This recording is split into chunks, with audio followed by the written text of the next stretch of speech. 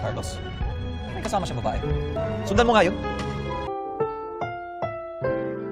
Ang susunod na programa ay rated PG. Ito ay nangangailangan ng patnubay at gabay ng magulang para sa mga batang manonood.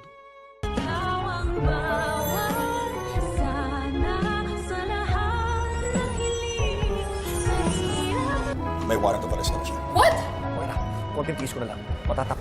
Tuloy-tuloy pa nga rin ang paghabol ng mga pulis kay Moira na papunta na ngayon ng Japan. At nagmamalapalos na nga itong si Moira para hindi siya maabutan ng mga pulis na engot din naman. Natutuntun nga ng mga pulis ang mga location na pinagtataguan ni Moira kaso nahuhuli naman lagi sila at hindi nila naaabutan ng Bruhilda na tinutulungan na nga nitong si Carlos upang makapunta na ng airport nang makalayas na ng bansa. At ito namang si Giselle ay patuloy pa rin ang pagbubulag-bulagan dito kay Eric na akala niya talaga ay tinutulungan siya. Mantakin mo ba namang ibilin ni Giselle kay Eric na pigilan daw si Zoe, baka daw kasi puntahan nito ang kanyang ina, na alam naman nating hindi tutuparin itong demonyitong si Eric dahil nga nang makita niya si Zoe ay kakausapin niya pa rin ito at ipapaalam ang sitwasyon ng kanyang ina ngayon na ito ngay may warrant of arrest na. Kaya naman gulat na gulat si Zoe, kaya naman gagawa siya ng paraan upang makontak pa rin at masundan ang kanyang demonyitang ina. Kaya naman itong si Eric ay patawa-tawa na lang sa isang tabi dahil tagumpay na naman siya sa pang-aasar kay Giselle. Samantala, habang papunta na nga sa airport itong sila Carlos at Moira ay hindi nila mamamalaya na nakita pala sila nila Robert at Giselle. Magtataka naman si Robert kung sino ang kasamang babae ni Carlos sa loob ng kotse dahil ito ngayon nakatalukbong. Kaya naman pilit pasusundan ni Robert sa kanyang driver kung saan pupunta si Carlos at kanyang aalamin kung sino ang babaeng kasama ng Bruhildo. Samantala, enjoy naman ang mag-inang Lynette at Annalyn sa Japan